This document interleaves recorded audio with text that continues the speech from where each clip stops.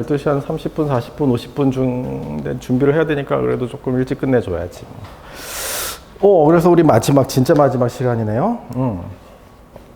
그래서 우리 아까 저기 노드의 임포턴스를 측정하는 얘기를 했는데 뭐 비슷한 방식으로 링크의 임포턴스도 측정하면 돼요. 근데 링크의 임포턴스를 측정할 일은 상대적으로 많지 않기 때문에 그냥 비슷한 방법론 쓰면 된다 하고 넘어갈게요. 파이널 토픽, 컨테이전입니다. 컨테이전이 뭐죠? 전염. 다 알면서 왜 그러시나요? 우리 다 같이 코로나 한 번씩 다 걸리고 전염시키고 전염되고 뭐 다 알잖아요, 컨테이전. 그 영화 제목이기도 합니다. 봤어요? 맷 데이먼과 케이트 윈슬렛이 나온 영화 컨테이전 한 10 몇 년 된 것 같은데 영화 시작하자마자 뭐 코로나 비슷한 거에 막 감염이 되기 시작하면서 영화 주인공이 한 5분 있다 죽어요. 영화 홍보할 때는 분명히 케이트 윈슬렛이 뭐 이렇게 나왔는데 그냥 죽어버려. 그래서 감염의 위험성을 알리는 영화였어요. 근데 그게 현실로 그렇게 다가올 줄은 몰랐네요. 컨테이전은 접촉을 통해 가지고 뭐 질병이 전파되건 아니면 영향력이 전파되건 뭐 구두 마케팅이건 다 마찬가지입니다. 바이럴 마케팅, 다 컨테이전 관련된 거죠. 그래서 그거를 또 모델을 세워 가지고 분석을 하려고 하는 거예요. 그래서 여기 지금 뭐 요런 관계가 있어요. 이게 뭐냐 하면 지금 상품의 어답션에 대한 얘기예요. 전기차를 내가 살지 말지 아니면 새로 나온 뭐 좀 있으면 나올 애플의 비전 프로를 살지 뭐 공간 컴퓨터라는 새로운 컨셉을 냈더라고요. 그런 결정을 함에 있어서 여기서의 P는 내 주변의 내 친구들이 얼만큼 새로운 상품을 쓰는지를 나타내는 거예요. 어답션 레이트입니다, P가. 그리고 시간이 가면서 뭐 T 플러스 1, T 플러스 2, 뭐 그게 뭐 하루 단위로 매저될 수도 있고, 뭐 한 달, 뭐 1년, 뭐 다양한 컨셉이 가능하겠지만 어쨌든 시간을 디스크리타이즈 시켜가지고 T 플러스 1일 때의 어답션 레이트이 시간 T에서의 어답션 레이트하고 어떤 관계를 갖는다라고 생각할 수 있잖아요. 인디펜던트 하진 않겠죠. 그래서 시간 T에서의 어답션 레이트가 시간 T 플러스 1에서의 어답션 레이트이 어떤 펑션 F에 대해서 F로 관계가 주어진다 라고 그냥 생각을 이제 해보는 거죠. 그래서 여기 보면은 X축이 현재 시간 인스턴스에서의 어답션 레이트, 여기는 그 다음 시간 인스턴스의 어답션 레이트고 그 관계는 뭐 이렇게 된다 또는 뭐 이렇게 된다에 대한 얘기를 하는 거예요. 일단 이 펑션 F를 찾아내는 거는 어려워요. 어렵지만 hypothetically 뭐 있다고 치고 어떤 일이 생기는지 볼 수가 있는데 여기서는 이 펑션 F의 모양이 지금 이게 Y는 X고요. 이렇게 생겨 있다고 보는 거죠. 이런 경우에는 무슨 일이 생기냐면 처음에 어답션 레이트이 굉장히 낮더라도 누군가 쓰기 시작하면 영향을 받아가지고 쓰고 늘어나고 다시 또 시간 지나면 또 쓰고 이렇게 가는 거예요. 근데 좀 여기서 시작하는 건 말이 안 되는데 그냥 수학적으로는 여기서 했다고 쳐도 펑션 모양이 이러면은 해가지고 일로 가는 거예요. 하고 싶은 얘기는 여기 스테이블 포인트가 존재한다는 거죠. 스테이블 포인트는 뭐 이퀄리브리움 같은 컨셉이죠. 근데 이거는 우리가 바이럴 마케팅 또는 컨테이전에서 하려는 얘기가 아니에요. 우리가 하고 싶은 얘기는 요거예요. 만약에 이 어답션 펑션 F가 저런 모양이 아니라 이렇게 생겼다라고 친다면 만약에 지금 어답션 상태가 얘보다 살짝 높은 상태면은 휙 해가지고 띵띵띵띵해서 이쪽으로 가버리고 이거보다 살짝 낮다고 생각하면은 이쪽으로 가버리고 어떠한 포인트가 존재한다는 거예요. 티핑 포인트가 존재한다는 거죠. 티핑 포인트 지난번에도 한번 얘기했잖아요. 팁이 끝이잖아요. 그래서 티핑 포인트가 존재해서 그거를 스레시홀드로 해서 양쪽으로 나눠지는 그런 현상이 또 사회에서 많이 생기죠. 이거는 뭔가 평균으로 수렴하는 이퀄리브리움에 대한 거고 이거는 티핑 포인트가 존재해서 양분화되는 그런 현상에 대한 겁니다. 그래서 사회 현상 보면 의외로 이렇게 티핑 포인트에서 양분화되는 경우가 많이 있어요. 네. 말 안 해도 알 거예요. 네. 그래서 우리의 퀘스천은 상품의 어답션 관점에서 다시 생각을 할게요. 기업 입장에서 새로운 상품이 등장했을 때에 이거를 사람들이 어답션 하는 것이 어답션 하는 것을 여기서 지금 flip이라는 표현을 썼어요. 내가 플립된다. 이거를 안 쓰다가 쓴다. 그걸 flip이라고 표현했어요. 그래서 when, if at all, will old nodes flip to the new trend. 어떤 새로운 상품이 전기차가 됐건 공간 컴퓨터가 됐건 무엇이 됐건 새로운 상품이 나왔을 때 이거를 모든 사람들이 다 사용할 수 있을 것인가, 플립될 조건이 있는 것인가. 만약에 된다 그러면 모든 사람들이 다 플립 될 때까지 시간이 얼만큼 걸릴 것이냐. 만약에 그렇지 않다 그러면은 네트워크의 일부만 플립된다 그러면은 거기는 어딜 것인가, 얼만큼 많이 플립될 수 있을 것인가. 또 전체가 다 플립이 안 되더라도 처음에 상품을 쓰게끔 주는 노드, 시드 노드라고 하죠. 시드 노드는 내 처음에 정해진 예산에 의해서 시드 노드의 숫자가 정해질 거잖아요. 그래서 최소한의 비용으로 최대 효과를 얻으려면 누구를 시드 노드로 사용하는 것이 좋겠느냐, 이런 퀘스천 할 수가 있는 거죠. 그래서 how to seed to maximize flipping, 이런 굉장히 어려운 질문들이에요. 네. 이거에 대한 얘기를 하고 이거에 대해서 좀 그래도 이론적인 분석을 하기 위해서 또 어떤 모델을 제안을 합니다. 그 모델은 여기 클러스터와 덴시티라는 컨셉이 나와요. 그래서 일단 여기는 지금 그래프의 노드가 5개, 연결관계는 지금 보는 바와 같이 이렇게 있습니다. 그러면 여러분이 어떤 그래프를 이렇게 딱 봤을 때 그냥 여러분 마음대로 이런 클러스터, 또는 이런 클러스터, 이거밖에 없나? 이런 클러스터, 하여튼 임의로 클러스터를 잡을 수가 있겠죠. 그래서 임의로 여러분이 잡은 노드들의 집합을 클러스터라고 하고, 그리고 그 클러스터의 덴시티를 정의를 합니다. 덴시티가 높다는 얘기는 내부 결속이 강하다는 뜻이고, 덴시티가 낮다는 얘기는 그 클러스터의 멤버들이 외부랑 많이 연결되어 있다는 뜻이에요. 개념적으로는 그래요. 근데 알고리즘적으로는 어떻게 얘기를 하고 싶냐 하면, 가령 여기 지금 클러스터를 이렇게 잡았어요. 근데 요게 클러스터예요. 그래서 내 친구들이 지금 하나, 둘, 셋, 넷, 4명인데 그 중에 2명만 나랑 같은 클러스터에 있잖아요. 그럼 얘는 일단 덴시티가 요 노드의 덴시티는 이 클러스터에 대해서 4분의 2다 라고 얘기를 한 거예요. 얘는 자기의 네이버들이 다 같은 클러스터에 있으니까 이 노드의 덴시티는 2분의 2다. 얘는 친구가 셋인데 2명만 여기 있으니까 덴시티가 3분의 2다. 그래서 내가 클러스터를 잡고 그 클러스터의 임의의 노드를 선택을 했을 때 그 노드의 친구들 중에서 같은 클러스터 안에 있는 비율을 지금 표시를 한 거고, 그 중에서 가장 작은 거를 그 클러스터의 덴시티라고 정의를 할게요. 오케이? 그래서 여기서는 지금 4분의 2, 2분의 2, 3분의 2니까 가장 작은 거는 여기 4분의 2, 2분의 1입니다. 그래서 빨간색 클러스터의 덴시티는 0.5예요. 비슷한 컨셉으로 여기 지금 파란색 클러스터를 이렇게 잡아가지고 보면 여기 친구 내부의 4분의 3, 내부의 3분의 2, 1. 작은 거는 3분의 2니까 이 파란색 클러스터의 덴시티는 3분의 2예요. 그럼 덴시티가 하고 싶은 얘기는 뭐냐면, 어떤 클러스터의 덴시티가 높다는 얘기는 바깥으로 그만큼 연결이 안 돼 있다는 뜻이에요. 친구들이 다 내 내부에 있다는 거지. 클러스터의 덴시티가 0.8이다 그러면은 가장 바깥으로 많이 연결되어 있는 애가 맞나? 0.8이라고 하면은 바깥으로 가장 많이 연결되어 있는 애가 20% 연결되어 있는 거고, 그런 거지. 다른 애들은 막 덴시티가 0.9, 0.95 막 이럴 거니까.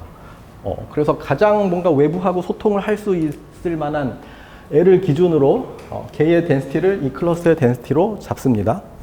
왜 그러냐 하면, 그러니까 이 어답션 이론에서는 내가 새로운 상품을 쓰는 것이 주변 내 친구들의 영향을 받는다라고 생각하는 거거든요.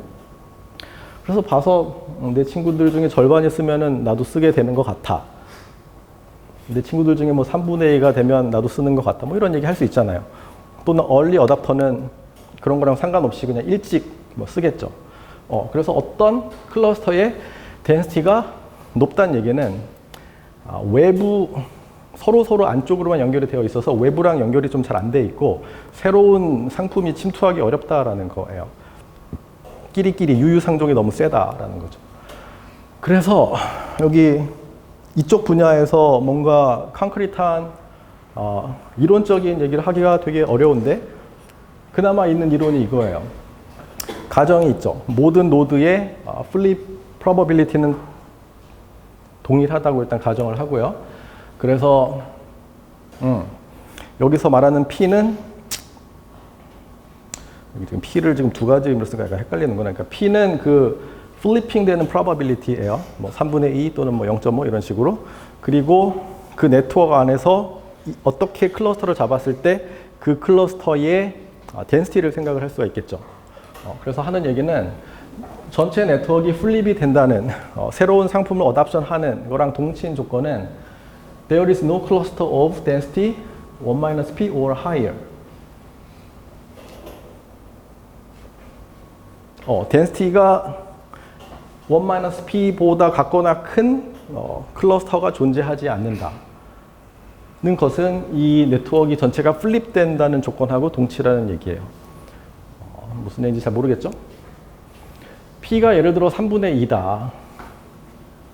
어답션 하기 위해서 probability가 3분의 2면 최소한 내 친구들 중에 3분의 2 이상이 무언가를 써야 돼요. 그래야지만 내가 그거를 쓰게 돼요. 근데 네트워크를 갖다 놓고 봤을 때 임의의 클러스터에 대해서 덴시티를 막 찾아봤는데 덴시티가 다 3분의 1 또는 그 이하면 누군가는 바깥으로 3분의 2 이상 연결이 되어 있는 거잖아요. 그러니까 걔를 통해서 새로운 문물이 들어올 수 있다는 거죠. 그래서 전체 네트워크의 플립이 되기 위한 필요 충분 조건은 아까 3분의 2가 플리핑 프로버빌리티면은 우리 클러스터 there is no cluster of density 1 p or higher. 그 얘기는 모든 클러스터의 density가 p보다 작다라는 얘기예요. 어떻게 잡더라도. 그래서 외부랑 연결돼 있어가지고 새로운 문물을 내가 받아들일 수 있게 된다. 라는 얘기고요. 뭐 이런 것들에 대한 증명은 지금 간단한 모델을 세웠기 때문에 뭐 할 수가 있습니다만 그런 증명 얘기는 하지 않을게요. 자, 그래서 여기 지금 이그젬플들이 이제 몇 가지가 나오는데 이 이그젬플에서는 지금 P가 0.49. 그래서 내 친구 2명 중에 1명만 뭔가를 쓰면 나도 플립이 되는 그런 상황을 얘기를 하고 있습니다. 그리고 여기 지금 그래프 구조는 이렇고 여기 처음에 지금 시드 노드로 이렇게 선택을 해서 지금 쓰고 있어요. 이랬을 때에 시간이 지나면서 영향을 받아가지고 플립된다고 할 때에 결국에 어떻게 될 거냐를 보면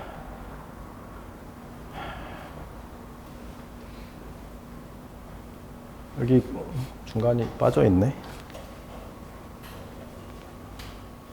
Nodes with number written in it are flipped through the contation and the number of indicates the iteration at which each is flipped.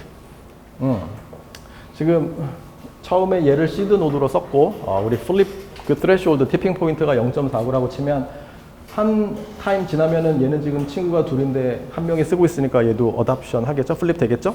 그 다음 인스턴스 보면 얘를 보면은 친구가 하나 둘 셋인데 지금 3분의 2가 쓰고 있으니까 또 플립 되겠죠? 그 다음에 얘 보면은 여기서는 친구가 하나 둘 셋인데 안 되지만 얘는 친구가 하나 둘 셋인데 여기서 지금 어떻게 되는지 따져봐야겠구나. 뭐 그래서 어디선가 플립이 막힐 수도 있고 뭔가 다 될 수도 있고 그거는 여기 연결 구조에 따라서 달라지겠죠. 뭐 그런 얘기를 하고 싶은 겁니다. 그리고 지금 여기서는 한 개의 시드 노드를 가지고 플립이 안 되는 케이스라면 시드를 하나 더 증가시켜 가지고 전체를 플립시킬 수 있겠느냐 뭐 이런 얘기를 하고 싶은 거고 그럴 경우에 어떤 시드를 선택할 거냐 여기서는 지금 여기랑 여기를 이제 시드로 딱 이렇게 줬는데 여기 보면은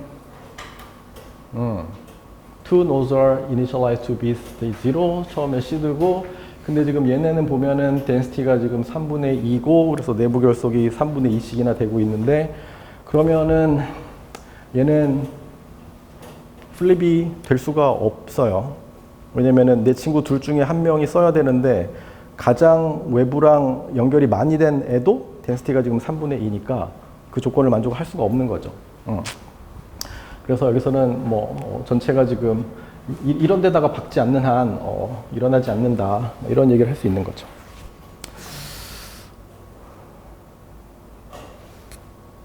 그래서 지금까지 우리 컨테이전에 대한 얘기를 하고, 컨테이전은 접촉에 의해서 이렇게 구체적으로 접촉을 가정하고 뭔가를 분석을 하려다 보니까 쉽지가 않죠. 일단 그래프 구조 갖다 놓고 계속 카운트 해야 되고 룰 따져야 되고 그러니까 쉽지가 않죠. 그래서 이거를 통계적으로 분석을 하는 것이 여기 인펙션 모델에서 하는 거예요. 그리고 통계적으로 하니까 수학적으로 조금 더 접근하기가 쉬워요. 그리고 코로나 같은 거에 감염 확산 모델, 이것도 아까 컨테이전 모델이 아니라 인펙션 모델에 의해서 합니다. 그래서 인펙션 모델에서는 뭐를 쓰냐 하면 토폴로지가 뭐고 그런 건 중요하지 않아요. 아까 여기서는 토폴로지가 중요해요. 그래프 모양이 중요해요. 근데 인펙션 모델에서는 누가 누구랑 어떻게 만났는지는 일일이 모르는 거죠. 우리 코로나 초기에는 열심히 그 동선 추적하고 다 했잖아요. 토폴로지를 파악하려고 했었잖아요.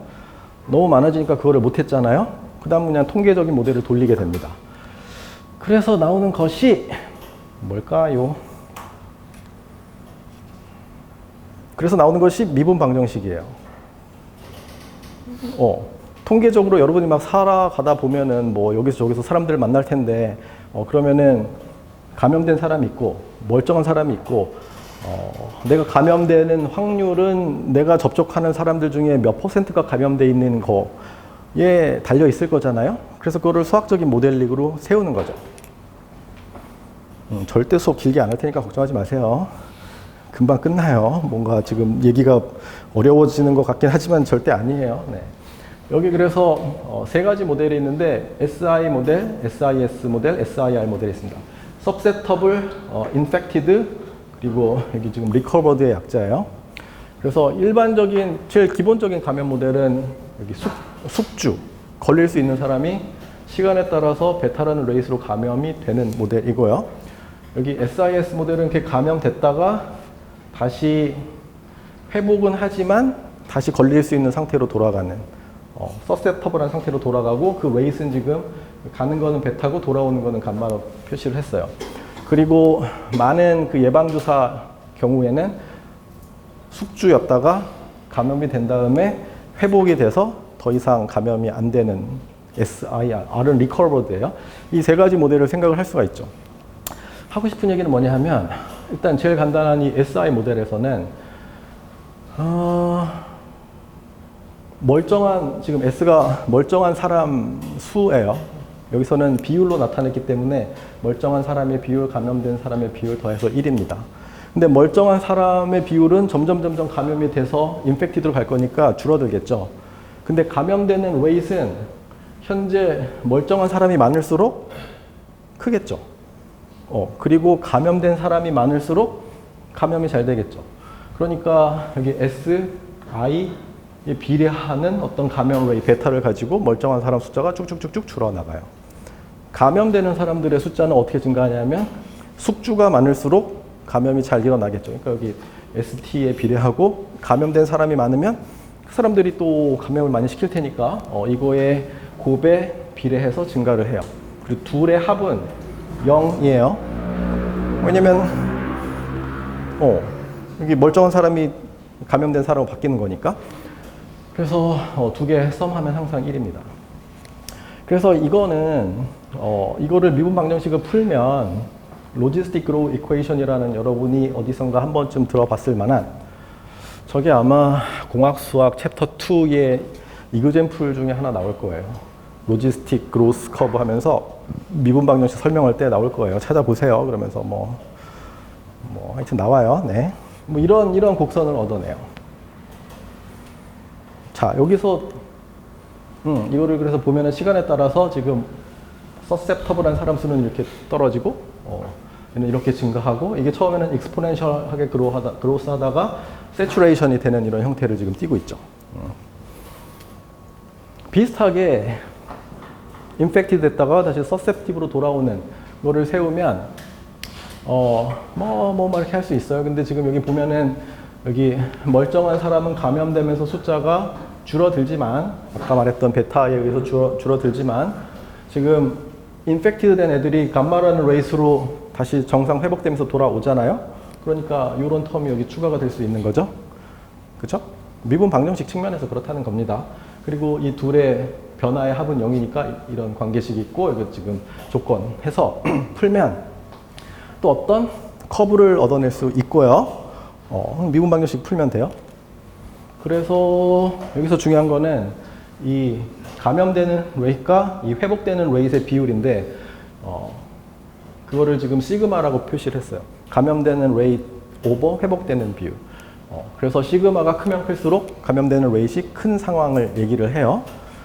그래서 이때는 지금 보면은 감염되는 레이트이 더 큰 경우, 시그마가 1보다 큰 경우에 결국에 어디로 스테이셔너리한 상태로 가느냐, 뭐 약간의 갭을 가지고 서세터블한 수랑 여기 인펙티드 된 수가 뭐 이렇게 결정이 되고, 이 파이널 포인트는 여기 어디 갔어? 여기 커브식에서 t 무한대로 보내면은 살아남는 텀은 여기, 어차피 이게 지금 1보다 크니까 얘는 그냥 1로 갈 거잖아요. 무한대 가가지고 중요한 텀은 이 시그마 1 마이너스 시그마, 저 텀이 파이널 포인트를 결정을 한다는 거죠. 오케이? 그 다음에 리커버드 모델. 여기서는 서셉터블한 수는 그냥 이렇게 줄어들고, 감염되는 거는 서셉터블한 거에서 영향 받아가지고 늘어나지만, 리커버드 되는 레이트 지금 감마라고 표시가 돼 있으니까, 그리고 리커버드 되는 레이트 감마, 그리고 현재 인펙티드 된 사람 숫자 비례해서 줄어들겠죠? 그래서 이 텀이 들어가 있어요. 그리고 리커버드 되는 레이트는 인펙티드에서 여기 감마 하는 요 레이스로 증가할 테니까, 요런 미분 방정식이 있고, 이거를 풀면 또 뭐라 나와요.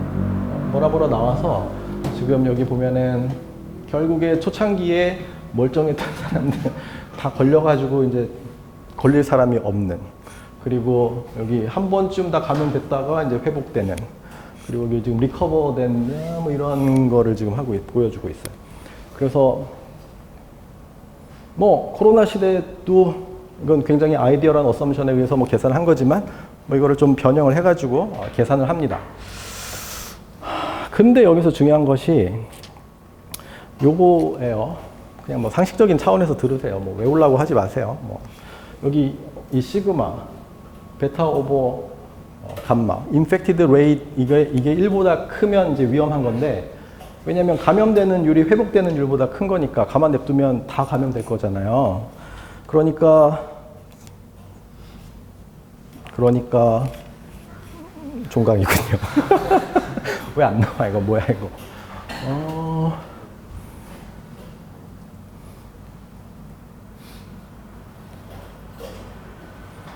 뭐 그냥 제가 꺼져버렸네요.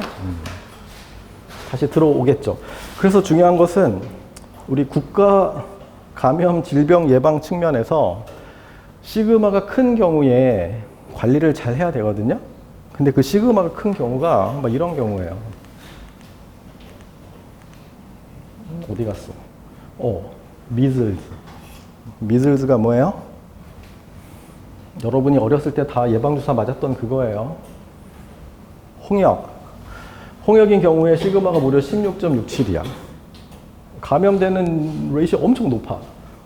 그래가지고 하고 싶은 게 뭐냐 하면, 처음에 사람들을 다 서세터블한 상태로 놔두면은 감염됐다가 죽고, 뭐 물론 리커버 되는 사람도 있겠지만 그렇게 될 거니까, 처음에 이니셜 포인트를 예방접종을 통해 가지고 herd immunity를 만들어 주는 거죠. 그게 우리가 예방접종을 하는 이유잖아요. 그리고 필요한 herd immunity가 이렇게 표시가 돼요. 1-1/1 시그마. 지금 이 시그마가 이게 16.67이면은 아마 0.05 뭐 이 정도 되겠죠. 0.0. 그래서 94%가 초기에 백신을 맞았어야지만 이게 사태가 악화하는 것을, 요새 표준어구나. 악화하는 것을 막을 수가 있다라는 얘기예요. 뭐 그래서 이런데 미분 방정식이 쓰인다라는 그냥 얘기 정도 하고, 한 2마디 정도만 더 할 건데요. 지금 방금 우리가 뭐를 했어요? 미분 방정식 얘기를 했죠. 전염병에 대한 얘기를 하는데 미분 방정식을 썼는데 미분 방정식에는 펑션이 나오고 베리어블이 다 컨티뉴어스잖아요. 근데 사람 수는 디스크릿한 거잖아요. 뭔가 이상하지 않나요?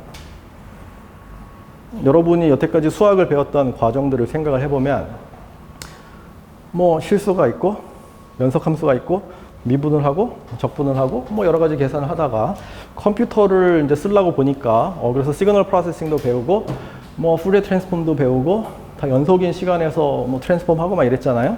근데 컴퓨터로 계산을 하려다 보니까 샘플링을 해야 되죠. 그래서 discrete time signal processing도 나오고 디지털 시그널 프로세싱도 나오고 그래서 컨티뉴어스한 거를 컴퓨터를 계산하기 위해서 샘플해서 계산을 하죠. 컨티뉴어스에서 디스크리트한 영역으로 모델링이 넘어온 거잖아요. 그게 당연하다고 생각하고 있는데 지금 여기 반대 케이스가 있는 거죠.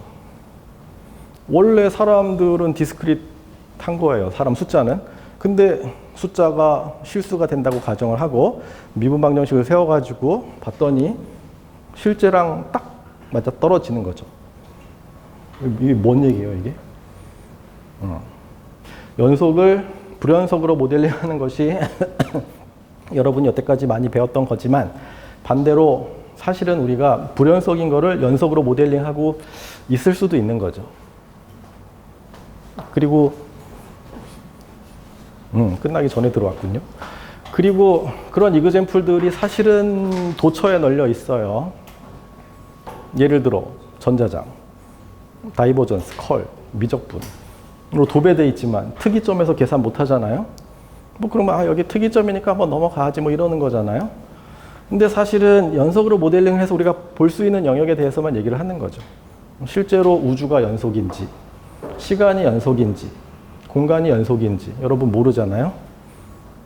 모르지. 공간이 연속입니까? 시간이 연속입니까? 갑자기 무슨 말씀이십니까? 무슨 교주십니까? 이런 얘기를 왜 하냐 하면 이런 생각을 철학자들이 예전에 했었거든요. 여러분 내가 어딘가 감금돼가지고 일주일 동안 호텔에 있으면서 뭐 이렇게 서적이 엄청 많아가지고 막 보다 보니까 뭐 이런 논증을 한 철학자가 17세기인가 18세기인가 있더라고요. 그래서 그 사람이 내린 결론은 시간은 연속이 아니다. 아마 비슷한 의미로 공간은 연속이 아니다. 뭐 이런 얘기를 했는데 논증을 읽어보면 또 굉장히 유치해요. 나도 쓸 수 있는 것 같은 걸로 한 10페이지를 막 해가지고 그래서 시간은 연속이 아니다. 뭐 이렇게 결론을 딱 지어놨거든.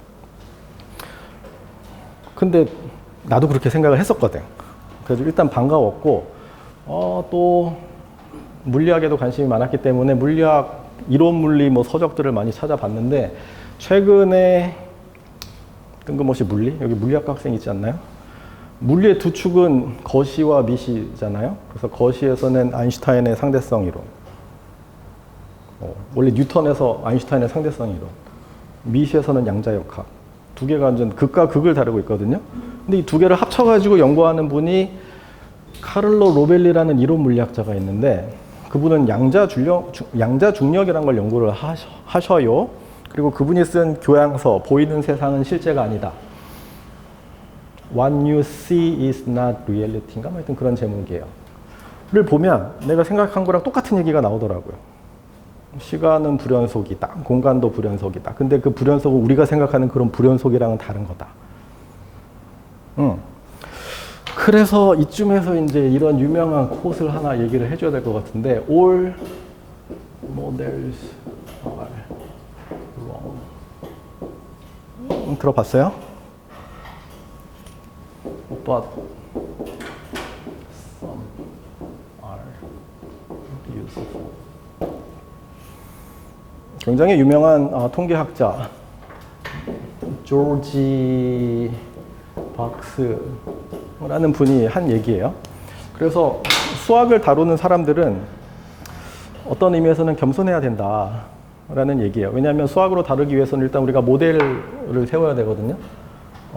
그래서 그 모델 하에서 만드는 거지 그 모델이 틀릴 수 있거든요. 적절한 아까 이그젬플이 되나요? 그래서 세상은 불연속일 수 있다. 그거를 우리는 연속으로 모델링해서 볼 뿐이다. 그리고 해석이 안 되는 부분들이 있다. 하여튼 이런 게 있고요. 여기까지 질문.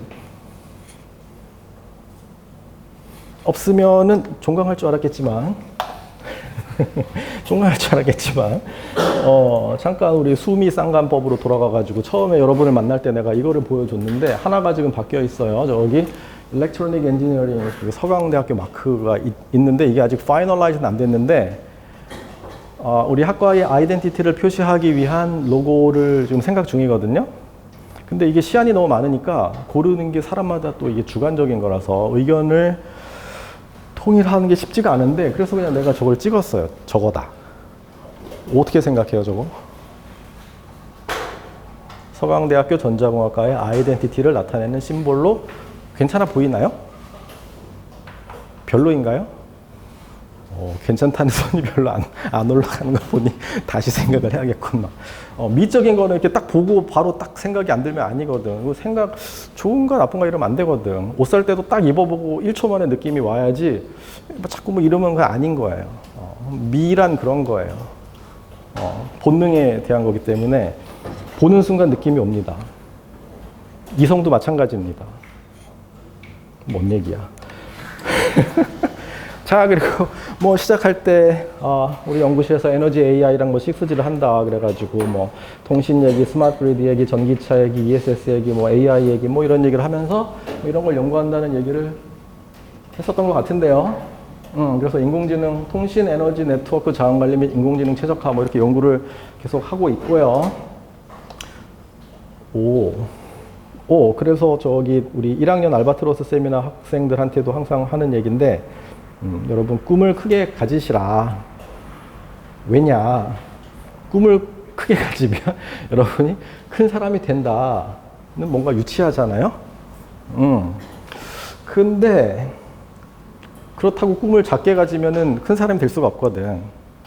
꿈을 크게 갖는다는 것은 여러분이 큰 사람이 되기 위한 충분 조건은 안 되지만 필요 조건은 됩니다. 그래서 꿈을 크게 안 가지면 큰 사람이 못 되겠죠. 꿈을 크게 갖는다고 해서 큰 사람이 된다면 얼마나 좋겠습니까마는 이건 확률적인 거죠. 그래서 뭐 이런 표현이 있어요. The world is your oyster. 들어본 사람? 뭐 어디서 들어봤어요? 고3 때 담임 선생님. 오, 훌륭한 담임 선생님을 두셨군요. 어디서 들어봤어요? 뜻은 모르는데 책에 써져 있어서. 그 뜻이 무슨 뜻이냐 하면 일단 저기 참고로 나는 이거를 내가 박사과정 중에 인텔에서 인턴을 하면서 업무 끝나고 오레곤은 북쪽이니까 여름이면은 6시에 퇴근해도 10시까지 해가 떠 있거든요. 그래서 4시간 동안 라운딩을 충분히 할 수가 있어요. 그래가지고 혼자 가서 골프를 치는데 웬 나이가 지긋하신 분이랑 우연히 만나가지고 한 라운드를 다 돌면서 18홀 돌면서 뭐 이런저런 얘기를 하다가 그분이 그때가 2008년이니까 무려 15년 전이군요. 저를 보고 해주신 말씀이 마지막에 헤어지면서 The world is your oyster 이러는데 뭔 소리야? 뭔 소리야? 그랬더니 뭐 좋은 뜻이래요. 네. 세상이 네 거다 뭐 이런 뜻인데 왜 그런 뜻인가 생각을 해보면 조개 안에 진주가 있잖아요. 물론 조개 안에 진주가 없을 수도 있지만 조개 안에 진주가 있잖아요. 그래서 너는 무한한 가능성을 지녔다. 뭐 그런 의미로 쓰는 것 같아요. 그래서 여러분한테도 해당되는 얘기죠. The world is your oyster. 라고 하면 여기서 끝낼 것 같지만 한 페이지가 더 있어요. 네. 그것은 바로 이 오르트 구름인데 지난번에 축제할 때 내가 밥 먹느라고 틀어줬다고 생각하겠지만 사실은 다 계획이 있었던 거죠. 다 계획이 있었고 여기 지금 보면은 이게 지금 태양이에요. 그리고 지구까지 거리를 1로 표시를 해서 세턴 뭐만 있어요. 그리고 여기 오르트 클라우드라는 곳이 있어요. 여기를 벗어나면은 이제 우주 바깥으로 나가는 거고 그래서 태양계와 우주와의 경계면이 오르트 클라우드 또는 오르트 구름입니다. 종강이잖아요. 그리고 이 곡이 발표된 유나의 앨범이 엔드 시어리예요. 우리나라 말로 하면 종말론 같은 느낌인데 어쨌든 아까 우리 봤던 그 감염 확산 모형 뭐 이런 거 코로나 그런 시대에 공연자로서 공연을 할 수가 없으니까 계속 집에서 손가락만 빨고 있었던 거죠. 근데 역사는 그런 제약 조건 속에서 새로운 게 탄생을 하거든요. 그래서 이때 윤하의 말을 빌리자면 존재에 대해서 굉장히 깊은 생각과 탐구를 했다. 그리고 알고리즘이 추천해주는 우주에 대한 영상을 보다 보니 많은 영감이 떠올라서 작곡한 곡 중에 하나가 이거예요. 그래서 보이저호가 뭐 1960 몇 년? 70 몇 년? 그때 쏴져가지고 쭉 탐사해가지고 여기를 지나가지고 이렇게 해서 이제 우주로 이제 나가게 됐거든요. 안녕 이렇게 됐는데 그 보이저호의 마음을 담은 가사입니다. 어둠만이 나의 전부였던 동안 숨이 벅차도록 달려왔잖아. Never say time's up. 경계의 끝자락 내 끝은 아니니까. 다 읽을까요? 그래서 이 얘기를 왜 하냐 하면 일단 오르트그룹은 나이스랩의 공식 주제가예요. 연구자의 그 자세에 대해서 아주 잘 얘기를 해주고 있어요. 울타리 밖에 일렁이는 무언가 그 아무도 모르는 별일지 몰라. I wanna be there. I'm gonna be there. 벅찬 마음으로 이게 너를 벗어나 렛츠고. 뭔가 연구하다가 안 될 때 이 노래를 들으면 힘이 나겠죠. 새로운 길의 탐험가 비욘드 로드 껍질을 깨트려 버리자. 두려움은 이제 걷어 오로지 나를 믿어 지금이 time to fly. 그 다음에 이제 기타 치면서 막 이렇게 부르죠. 그 다음에 2절. 그래서 뭐 여러분 이제 4학년이고 좀 있으면 졸업하고요.